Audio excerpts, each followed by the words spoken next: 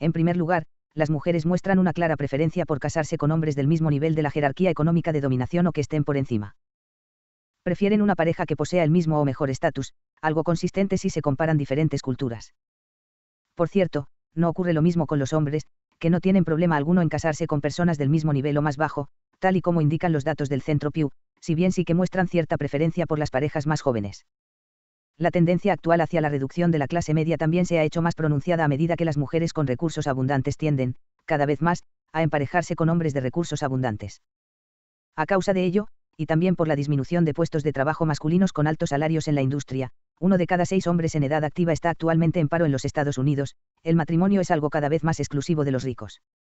Y no puedo dejar de encontrarlo divertido, de una forma perversamente irónica. La institución opresiva patriarcal del matrimonio ahora se ha convertido en un lujo. ¿Y por qué querrían los ricos tiranizarse? ¿Por qué las mujeres quieren una pareja con trabajo y, si es posible, de estatus elevado? En gran medida se debe a que las mujeres se vuelven más vulnerables cuando tienen hijos. Necesitan a alguien competente que apoye tanto a la madre como al hijo cuando resulte necesario. Es un acto compensatorio perfectamente racional, si bien puede que tenga también una base biológica. Porque una mujer que decide asumir la responsabilidad de uno o más menores querría cuidar también de un adulto. Así pues, el hombre activo en paro es un ejemplar indeseable y la maternidad en soltería, una alternativa indeseable. Los niños que crecen en casas sin padre tienen 4 veces más posibilidades de ser pobres, lo que significa que sus madres también lo son. Los niños sin padre tienen un riesgo mucho mayor de caer en la drogodependencia o el alcoholismo.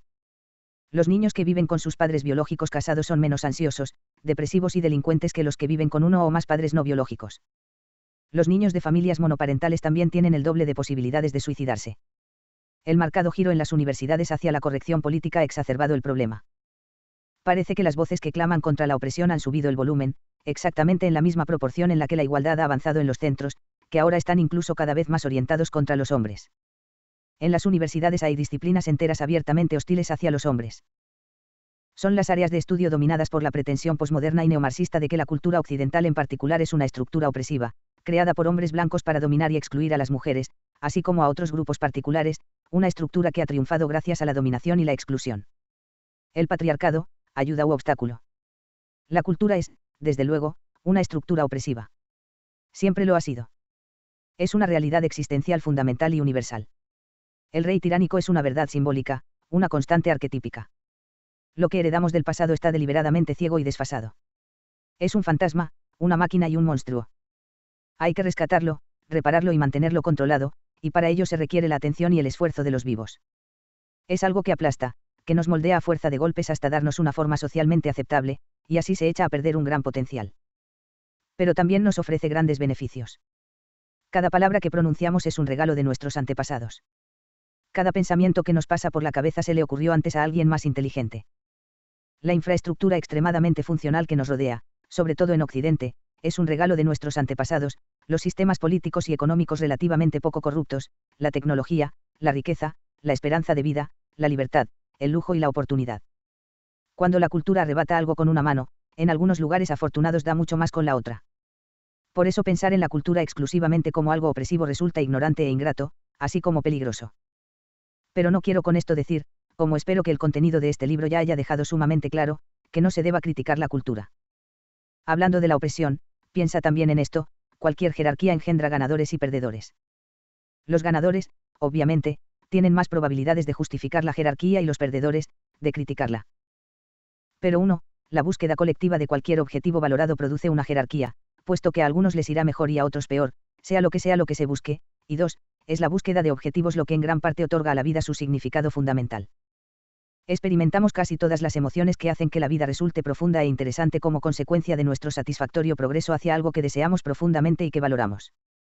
El precio que pagamos por nuestra implicación es la inevitable creación de jerarquías de éxitos, mientras que la consecuencia inevitable es la diferencia de resultados. La igualdad absoluta requeriría, pues, el sacrificio del propio valor y entonces no habría nada por lo que mereciera la pena vivir. Por el contrario, podemos señalar con gratitud que una cultura compleja y sofisticada permite muchos juegos y muchos jugadores que ganan, y que una cultura bien estructurada permite a aquellos individuos que la componen jugar y ganar de formas muy diferentes. Es asimismo perverso considerar que la cultura es una creación de los hombres. La cultura es simbólica, arquetípica, míticamente masculina. En parte por eso la gente se traga tan fácilmente la idea del patriarcado. Pero la cultura es sin duda la creación de la humanidad, y no de los hombres, y no hablemos ya de los hombres blancos, que en todo caso sí que realizaron el aporte que les correspondía. La cultura europea tan solo ha dominado, si es que se puede afirmar que ha llegado a dominar, durante unos 400 años. En la escala de la evolución cultural, que se ha de medir por lo menos en miles de años, nos referimos a un periodo de tiempo que apenas se puede computar. Es más, incluso si las mujeres no hubieran hecho ninguna aportación sustancial al arte, la literatura o la ciencia hasta la década de 1960 y el advenimiento de la revolución feminista, aunque no pienso que haya sido así, el papel que desempeñaron criando a niños y trabajando en las granjas resultó igualmente vital para sacar adelante a los niños y liberar de obligaciones a los hombres, solo a unos pocos, de tal modo que la humanidad pudo propagarse y prosperar. He aquí otra teoría alternativa: a lo largo de la historia, tanto los hombres como las mujeres lucharon de forma titánica en pos de la libertad desde los estremecedores horrores de la privación y la necesidad. A menudo las mujeres se encontraban en desventaja en esa lucha, puesto que tenían las mismas vulnerabilidades que los hombres, a las que se sumaban la carga reproductiva y una menor fuerza física.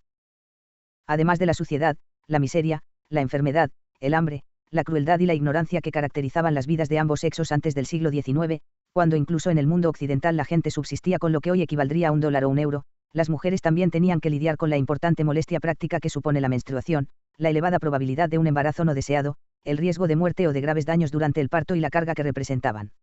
Demasiados niños pequeños. Quizá esto constituya motivo suficiente para explicar el diferente trato a hombres y mujeres a nivel legal y práctico que caracterizaba a la mayor parte de las sociedades antes de las recientes revoluciones tecnológicas, entre las que se incluye la invención de la píldora anticonceptiva. Por lo menos se trata de elementos que habría que tomar en consideración antes de dar por hecho como verdad aceptada que los hombres oprimieron a las mujeres.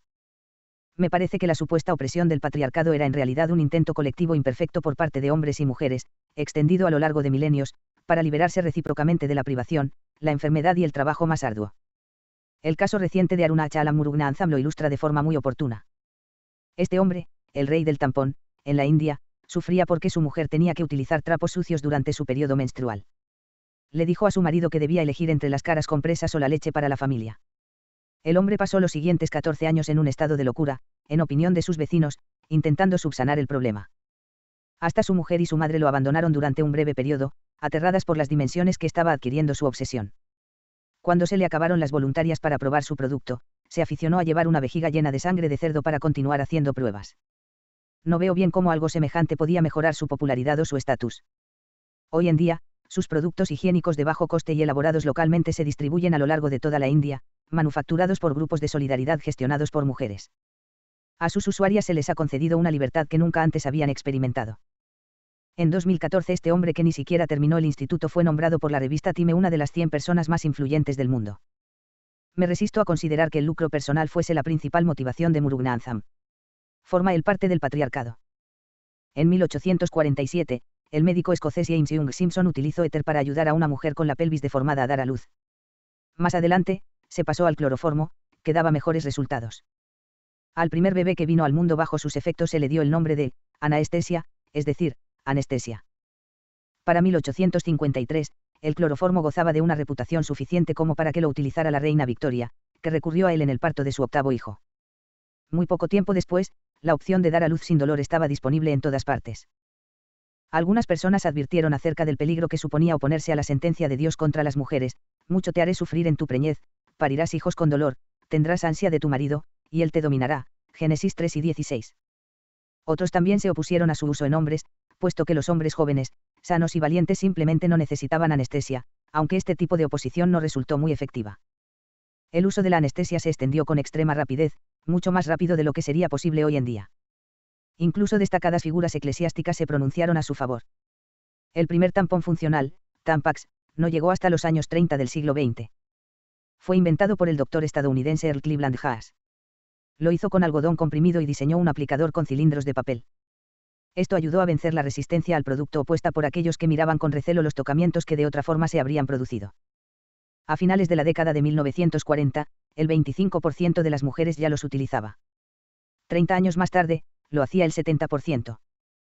Hoy en día los usan 4 de cada 5 mujeres, mientras que el resto recurre a las compresas, que ahora absorben mucho más y se mantienen en su sitio por medio de eficaces adhesivos, contrariamente a las toallitas sanitarias de la década de 1970, incómodas y abultadas, que se abrochaban como pañales. Murugnantham, Simpson y Haas oprimieron a las mujeres o las liberaron. ¿Y qué decir del biólogo estadounidense Gregory Godwin Pincus, que inventó la píldora anticonceptiva? ¿De qué forma estos hombres prácticos, inspirados y constantes formaban parte de un patriarcado represivo? ¿Por qué enseñamos a nuestros jóvenes que nuestra increíble cultura es el resultado de la opresión masculina? Cegadas por esta conjetura fundamental, disciplinas tan diversas como la didáctica, el trabajo social, la historia del arte, los estudios de género, la literatura, la sociología y, cada vez más, el derecho presentan con insistencia a los hombres como los opresores y la actividad masculina como inherentemente destructiva. A menudo también incitan de forma directa a acciones políticas radicales para las normas de las sociedades dentro de las cuales se encuentran, que no distinguen de la educación. El Instituto Pauline Hewitt de Estudios de la Mujer y de Género, integrado en la Universidad Carleton de Ottawa, por ejemplo, invita al activismo como parte de la formación. El Departamento de Estudios de Género de la Queen's University de Kingston, en Ontario, enseña teorías feministas, antirracistas y queer, así como los métodos que se centran en el activismo para el cambio social, secundando así la suposición de que la formación universitaria tendría que propiciar ante todo un compromiso político de cierta naturaleza. El posmodernismo y la alargada sombra de Marx. Estas disciplinas derivan su filosofía de múltiples fuentes, todas ellas fuertemente influidas por los humanistas marxistas.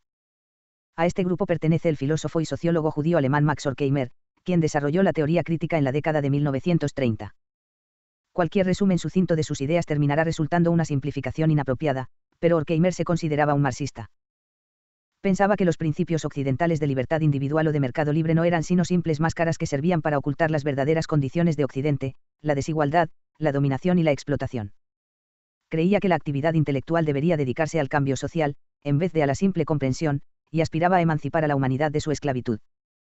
Horkheimer y su escuela de Frankfurt, compuesta de pensadores asociados, primero en Alemania y luego en los Estados Unidos, aspiraban a realizar una crítica a gran escala y transformar la civilización occidental.